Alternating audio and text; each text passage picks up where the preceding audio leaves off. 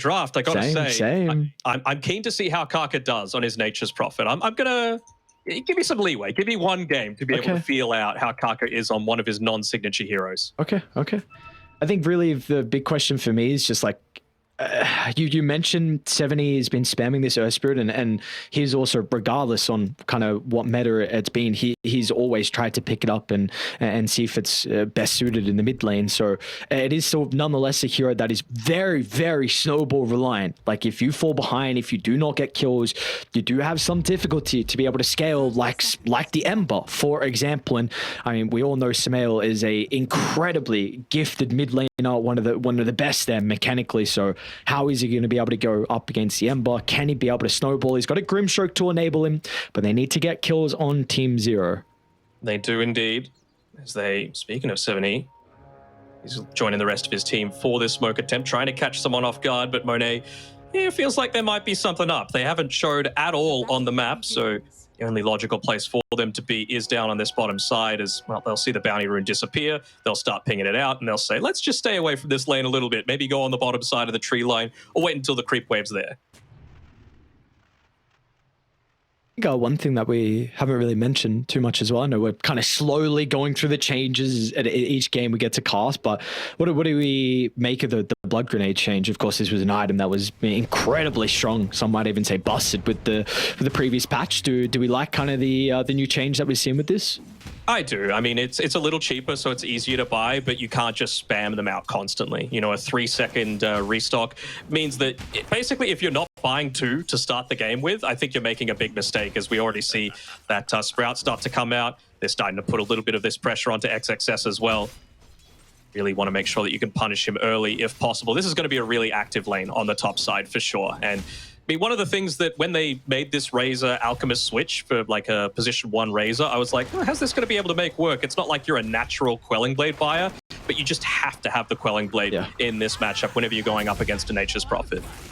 He might end up dying here. Kaka, look at the damage they're going to be able to output, and this will continue to be the case, especially once they get levels as well. So, I mean, we do know Timbersaw is a hero that's able to play solo when you've got a position 4 that might be able to leave and play on the opposite side of the map, but early on, you are not at that stage where you can leave XXS solo, so there might be a lot of danger now for Kaka in the next couple of minutes.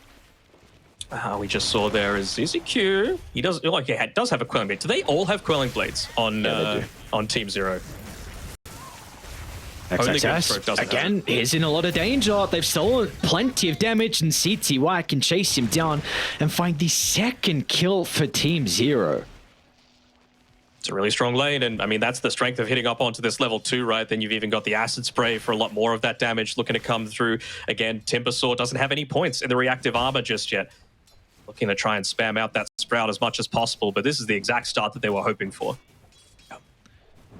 Let's take a look at some of the other lanes where the resources a little bit low up top for the moment. Bottom lane, of course, we've got Monet up against Beyond on the Primal Beast. Can be a very aggressive lane. We know the Gyrocopter, if he wants to max out the Rocket Barrage, there's a lot of kill potential. Monet currently going for the 0-1-1 though. Do we like this choice? As in fact, he's going to be in some danger with the use of the Inkswell to chase him down. They should have the damage required, although the missile is going to prove to be a bit of an issue, but it is not enough to stop them from getting the kill, as Picho still got to leap over the top, but Beyond has some stick charges to work with herself as well if he wants to pop it in the tree line, as Picho loses the vision.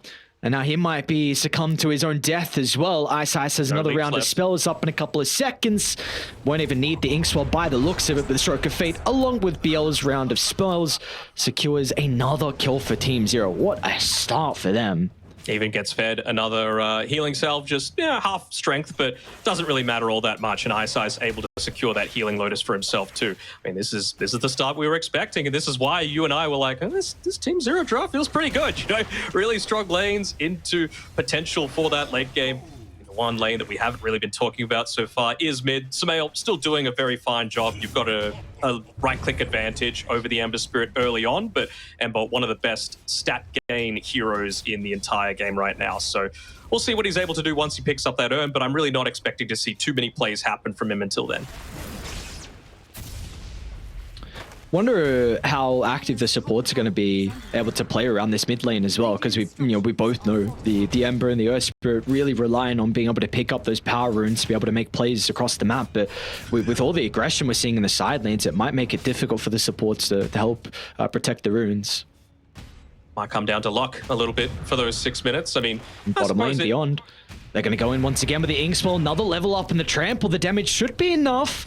When it tries to get some separation, they're still going to get a return kill onto the Grimstroke as Picho is doing a decent chunk of damage already with the level 3.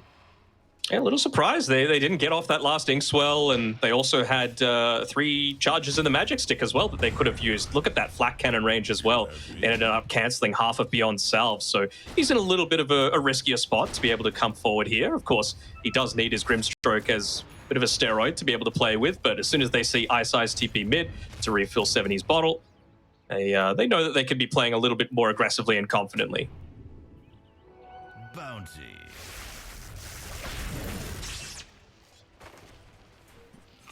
Does look like some of the lanes are starting to stabilize. I think that top lane in particular. XXS 23-3 compared to the 22-4. Again, like we said, once he's able to get some of the levels, might be easier for him to be able to play by himself and have Karka start to rotate. 2 points in the Sprout already. Such a solid combination, though, right? You can chop him out of those trees, but you've still got the Whirling Death just to be able to absolutely rip through his HP. Also does work fairly well together with the Curse of the Old Growth as well. I mean, you're a support Nature's Prophet, so he's going to be wanting to go into those power treads, then into the Atos, and then likely to get one of those early shards from the Tormentor. As XXS, is he in trouble up here on the top side? I mean, it's a full stun coming through. Static Link gets broken, though, just slightly off the mark with their timing. Just say mid lane as well, like we were kind of questioning how the supports are going to rotate. You do have Ice that's being able to cut off the path of the Mirana, so should be able to get the kill onto Picho. Nice solo kill for Ice, gets all the experience, and of course we know the Grimstroke does a lot with experience as well. He might be in some danger. Karka's going to be able to lay on the Sprout. There was no Quelling Blade picked up from Ice, but he can juke through the trees.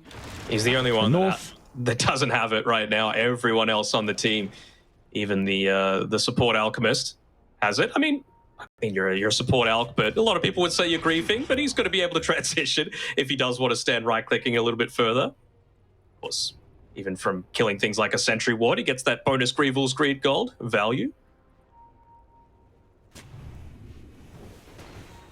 Oh, they'll get him now. That's a solo kill for Monet. Wasted a lot of time, though. Yeah, that he did. What was he able to do throughout that time? Did move over mid and place an observer down. Stole the bounty. Stole the bounty too. Do have the... I guess this is one of the other nice things about the Nature's Prophet, being able to get the Wisdom Rooms, potentially even steal them as well. So Team Zero are going to have to make sure they're always on the mark of being there at the exact time. He's actually not even considering the treads anymore on Karka. He just feels like his team needs that little bit of extra control from the Atos.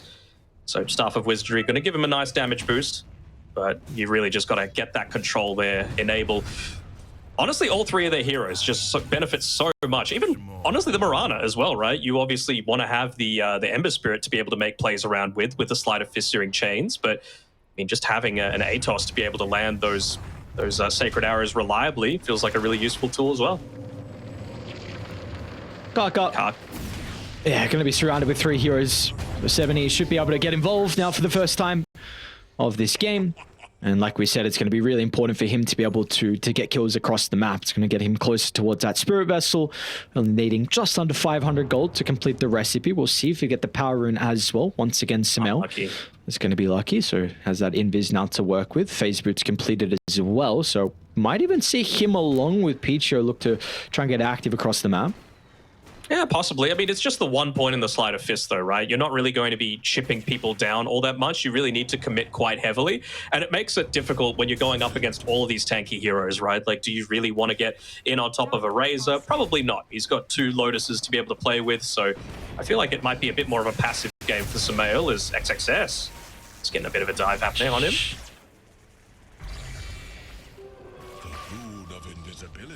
Kind of his opponent in the lane, the CTY Rays, who's got the Midas queued up. He will be the target of this smoke, though, from Aster. Sumail, Pichu in combination together, going to look to try and move to XXS. If they're lacking damage, he'll provide it with the Chakram. They'll need to start with the chain to set up for the arrow. And they're going to be able to do just that. So an easy kill for them to be able to find onto the hero on top of the net worth. So a very much needed kill as well for the boys on Aster. Don't worry, he's got the Midas. It's charging up towards the second charge. No massive Midas anymore. I know you're a big fan, but does not exist in the game. They're giving a little bit of space over to Kaka as well. Just making sure he's able to get up onto that level 6, can start building towards that ATOS. It's just such a value pickup for this hero right now. Do see it does free up this bottom lane though, but I guess this is kind of one of the issues with Team Zero, that their capability to take towers, I suppose you can even say it for raiding as well until the gyrocopter starts to get involved. But yeah, both sides are really going to lack ways to take these objectives, so it will take quite some time for Team Zero to get the bottom tower. But I think once they get this, they're going to look to continue to be active this game. 70 just completed the Spirit Vessel. He's got 2 charges, so they're probably ready to go. And like we said, this is a lineup that, you know, can get a lot of kills early on, just depending on the levels in their spells. I'm expecting them to go for a few smokes, obviously, to be able to find the gyro, but even just to be able to place down wards, to be able to, you know, enable some of those future kills towards him. You can't allow Monet just to sit back and farm on this gyrocopter. He's more than halfway towards his Aghanim Scepter already. He's going as a real rush after the power treads. It makes a lot of sense, right? You just get so much value out of this. It's going to enable you to have a lot more survivability once you pick up some of those lifesteal items, and it lets you be the real centerpiece of a lot of these future pushes, right? Like, they just need to commit so much more attention onto you, and you might still end up surviving. Do we think that Ice needs to consider something like an Aghanim Scepter against the Gyro? I know in the draft we were kind of mentioning the potential for Manate to go like a Terror Blade, but what about the Gyrocopter? Do we think this is a hero that can be have some difficulties with the enemy team picking up something like the Dark Portrait? Yeah, I mean, Gyro's big strength is a flat cannon, right? You're not going to get that out of the Dark Portrait, so I'm not really feeling quite as strong towards that. Maybe something like a Force Staff is just going to be, you know, an effective tool as Ice. I mean, he's going forward to try and get a little bit of vision, claim it back for his team, and he's doing a good job of dodging. That's a TI winner for you. That is, and extra movement speed out of the Inkswell. Should be able to get out of danger. Sumail is hunting though, and he's got the remnants to close the distance. He's lacking a little bit of mana, but some bottle sips and 1 charges should help him get there. And yeah, with the DD, he'll be able to bring him down with ease. So you take a look, I mean, the level comparison, that was the, I believe, 3 points in Starstorm from the Mirana to be able to deal that big nuke. And I mean, Ice is only level 5 at the moment, so they are going to need to try and find some levels here for some of the supports. Yeah, I mean, you get some decent value out of the Soulbind as well, right? You've got the Concoction, you've got the Pulverize as well. I've never actually seen a Pulverize Soulbind together, so I'm keen to see if 2 targets end up getting slammed somehow. They do have some very mobile heroes on Aster, so if you are going to be able to get that Soulbind, I think really the big one is going to be the Ember. But I mean, if you can leash him up against a Timber, even he needs to be kind of, you know, dancing in and out of some of the fights with the Timber Chain. But haven't seen a big smoke in a while. Team Zero, they're going to look to try and make a play towards his top side of the map. It gets red instantly, though. A great scan from Aster. Are they going to be there in time, though, to stop XXS from taking over the stack? 70 activates the haste. It's going to be a difficult dive onto the tier 2 tower, especially with Kaka playing to the north as well. So Team Zero, they'll think otherwise about this attempt. Man, they actually just completely get out there, not even stealing the hard camp. I'm a little surprised at that. Maybe beyond thinking better of it. There we go. Just easy claim. And Sumail is rich, dude. Top net worth. Maelstrom completed. This guy is huge this game. I mean, he needs to be the one that you're making plays around with a lot more. And you got Pichu there. He's got just his fluffy hat coming out to him right now. Even gets a couple of bottle sips through from Sumail just to enable them to go for a few additional plays. I really feel like this is their timing, that they maybe want to make a move down towards the bottom side, considering it is 13-ish minutes. So maybe clear out a couple of camps, go for a smoke, look to try and yoink away that Wisdom Rune if you can. Might just look to deal with one more mid-creep wave before they make that sort of move happen. Instead, they might go top. Maybe force some TPs in, force them to defend the tower, and then if it goes well, Kaka just goes and steals it with his teleport. He's actually gone points in the Nature's Call. Okay, just saying that, you know what, we don't exactly have the greatest pushing power. We need to provide a little bit for it for the team. I don't hate this. I mean, they've gone such a Quelling Blade heavy draft that until his Atos comes through, he's not really going to get too much value out of the Sprout unless he uses it on the Grim. Push of Aster, that smoke will be off the mark. Oh, maybe they get 70. He does have some heroes trailing behind him, and 1900 health they're going to have to go through as well. There's that roll, though. Not playing XXS. They know he's alone. Coxon flies out, but again, a little bit too late. He's a tanky boy. That's a obviously completed as well. We are seeing this net worth lead continuing to grow for Team Aster, up to 3,000 now. So would you definitely feel like this slower paced game is much more favored for them compared to Team Zero? I would say so. I mean, again, I feel like this is the patch where Monet really needs to put his big boy pants on. Like, he is the one that's going to be carrying them a lot of these games. And he's doing all right in net worth, right? He's a little bit behind the Razor, but Razor still a little bit of time until he's able to get into that Manta style and accelerate his farm a little bit further. But Monet, he just hasn't been contested at all. Yeah. It's going to be able to make so much happen with this side gunner. Mid lane, 7E. Another attempt. Samel's going to be able to block the roll, but he's got Ice Ice playing behind him. They'll try and turn with the Soul Binds. EZQ unable to get in range for the concoction. They might cost them multiple kills now. There was a potential for them to be able to capitalize on that opportunity, but now Samel and his blood in the water won't be able to catch up to Ice Ice though as he steps back to the T2 tower. But this will give an opening for Aster. There's even Peachy off the back of the Moonlight Shadows able to drop a deep Observer Ward down as well. So they're not going to look to try and leave this area without this tower getting claimed. Yeah. They have a relatively weak tower taking lineup, but siege creeps solve everything. They're just able to use that together. Arrow coming through. Wrath of Nature. Pretty tanky. Yeah, he's going to try and turn around with the Pulverize. CTY is going to show up as well. They'll turn their attention over towards the Timbersaurus XXS. Fallen pretty low with another round of the roll. They'll hold him into place as Team Zero. They strike back. I think they're going to have some difficulty with Samel. He's out of Remnants though. Tries to go to the north for the T, but they're going to have to damage CTY. Orangey unable to get the right clicks off. Meanwhile, back towards the middle lane, though, they've completely isolated Ice Ice. Even Monet moves on over as well to help secure the tower. So in the end, a great sequence of events for Aster. Yes, you lose XXS, but you get a 2-for-1 along with a valuable T1. Yeah, I mean, that's just one of those instances where it was such a small little misplay from ZZQ. He ends up Tumblr's toying in, but takes like half of a back step, and it means that he's not able to be in range to be able to land that unstable concoction onto the soul-binded targets.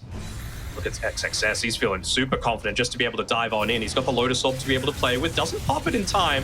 He'll still be able to have enough to be able to take out that Earth Spirit. That's the thing, right? You've got to land every single one of those rolling boulders. Otherwise, you're just in such a dangerous position. Backstep as well. Yeah, Biz in trouble as well.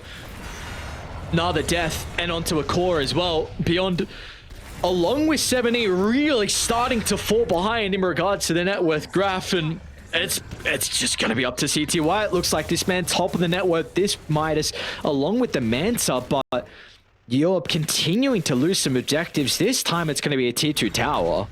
It is, and I'm not sure if I agree with the Manta style choice. You know, I think the BKB, it's such a necessary tool for you to be able to play with. It really nullifies what the Timber's able to do, what the Ember's able to do, what the...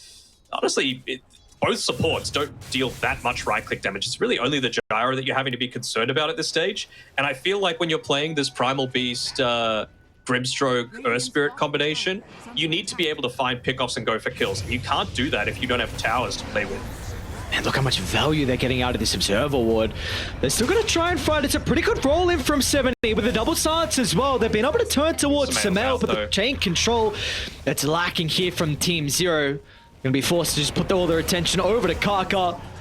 He's been separated from the team, but Aster actually thinking about going back in. It's going to be Samel Tarini shared with XXS nearby. Even Monet's going to be here with the chain damage flying in. He's got the ultimate, he's got the flat cannon as well, and Team Zero unable to sustain through it all as Monet, he's been farming up a storm, but now he's got some kills on the board as well. A triple for the Gyrocopter.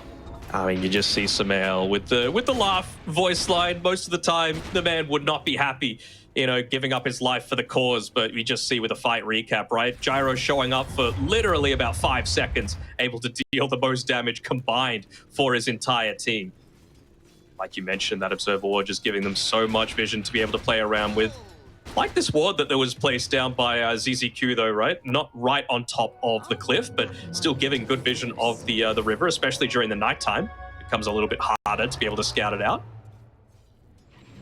I think we just saw what happened though in that fight, really, the start from Team Zero, where they went on 2 different targets. Maybe there was an opportunity if they were to chain control Sumail down. They got him in the end, but it just gave enough time for Monet, who is going to be an absolute beast this game. Yes, the Razor can play pretty well against him, but not if they continue to get kills across the map. The Blade Mail is going to be a bit of a deterrent, but XXS will shut him down in a heartbeat. The Soulbind will hold them back. It's a decent amount of damage onto Picho, but XXS looking to make some space for the boys to give them that breathing room. CTY is on the outskirts, considering about stepping in, but with another death onto Beyond, we're really not seeing the value out of the Primal Beast. No, and that's what I was talking about before, right? You need to be able to take out towers so that the Primal has something to be able to play with, as Picho does get rid of that Observer Ward eventually. Really just being there in place because of the courier that they had been moving around. So I mean, again, you just have a pretty blank map right now outside of where XXS is farming right now, and you're losing towers as well off the back of it too. So I really feel like this is the sort of game where Beyond thought would go a whole lot better, especially considering how the laning stage went. You know, being able to get a kill onto that Gyro early on. They got a kill onto Picho as well, but ever since then it's just been all Team Aster. And they're probably not going to look back with the position they're in. 11,000 net worth lead. What can we hope out of Team Zero to be able to find an avenue into this game? Because it is really starting to slip out of control as, again, this Observer Ward scouts out another smoke. Yeah, they're going to be able to position themselves perfectly. Picho. Oh, Sumail. Yeah, that's just so perfect. Arrow flies on through as well, clipping onto the Alchemist. They can chip him down from afar with the Chakram, and now they can turn over to the other heroes as well. As 70 tries to do whatever he can to make some space. CTY, he'll charge in the middle. He's got that static link onto Monade. Yeah, it's a decent start to the fight, but it's not going to matter in the end. The Magnetize does slowly tick him down, but like you said, without the BKB on CTY, he cannot run into the middle and tank through all the damage as Monet survives on a slither of health, and it's going to be a team wipe in the end. Yeah, I think it's just a matter of the priorities. They're not on the same page with it all, and well, look at that, Kaka able to go use the teleport, claim the Wisdom Rune, and even start putting a little bit of pressure in onto this as they see ZZQ TP again. That's about what the laughter's coming through from Sumail. I was a little bit worried here, to be honest. Like, yes, they get a really good initiation with Sumail, but when Monet comes in here, his Flak Cannon's just wearing out. So they didn't actually have Flak Cannon at all for that team fight until the very, very end. And I was thinking maybe he'd baited in his team a little bit. They get a lot of damage through, but it was a really good Lotus Orb onto Monet by XXS, meaning that static link didn't end up actually stealing any damage away from the Gyrocopter. He doesn't have any additional damage for himself. And like you said, it was just a full team wipe, only losing the support Mirana. I don't know if this is like cope or not, but I feel like you did kind of see some potential for them inside that team fight for the boys on Team Zero. Like with all the AoE damage you have with the Earth Spear, I mean, the Magnetize did a decent amount, the Razor as well, but maybe it's going to be a different story now that you have an Aegis. Dude, Monet has a rapier queued up. I mean, I legit think he's unkillable. You know, he's got the Aegis and he's got a Satanic with a new Side Gunner. Like, he's so strong. He's going to be getting Solar Crested as well. He's got a Lotus Orb to be able to protect him. Like, you are legitimately going to need like 200 to 0 him through some form of control. And you're going to need to try and wait out this Aegis timing as well, but they're not going to give you the time to do it. All right, plus sides. 1 BKB completed, CTY, he's got his done too. Had to use the Eye of the Storm for it though, so they won't be able to fight for the next 40 seconds or so. And look at this, like Aster are just saying, high ground boys, let's go. They can't deal with us right now. They don't have the stuff. They can't team fight. They can't do anything. We'll come back, but like you said, Eye of the Storm is on cooldown. So it's going to be... I mean, they're definitely not going to be able to defend it 3v5. They'll try and stall it out with their spells and Even popping a glyph as well without the creep wave there. Looks like Aster just going to back on up and try and get the Tormentor. Yep, pretty easy one. Somebody else gets got it for free. Sure. He was behind Timber at the time. And you already bought it on Kaka. Yeah. Good amount of vision that Curse the Old Growth provides is Kaka's the only one revealing on the other side of the map, but they might see that he still has teleport scrolls, so might think, okay, well, we finally have a fight where he's not able to instantly join in onto us. Maybe they can try and go for an outnumber. I think it's too long of a wraparound, though. They're going to see no one on this high ground, and yeah, now they'll scan. Instant smoke from Aster. Let me see the Courier. It is a... I mean, that was their full Daedalus on the Courier that they won't be able to kill off. And now look at the damage from Monet. Tears apart beyond. Ice dies on the side lane as well. Now CTY, you just picked up a BKB, but you now can't sustain through the physical damages. They're going to call it. Aster completely obliterate Team Zero in this game one. I mean, they just outplayed them. We were both feeling pretty confident about Team Zero's